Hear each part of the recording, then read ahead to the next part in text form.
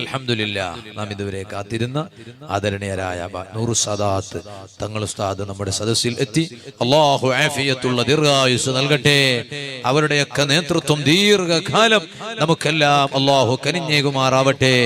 എല്ലാവിധ ഇസ്സത്ത് അല്ലാഹു അധികരിപ്പിച്ചു കൊടുക്കട്ടെ. ബിബറകത്തി ബിസ്മില്ലാഹി. അല്ലാഹു അക്ബർ, അല്ലാഹു അക്ബർ, അല്ലാഹു അക്ബർ, ലാ ഇലാഹ ഇല്ലല്ലാഹ്.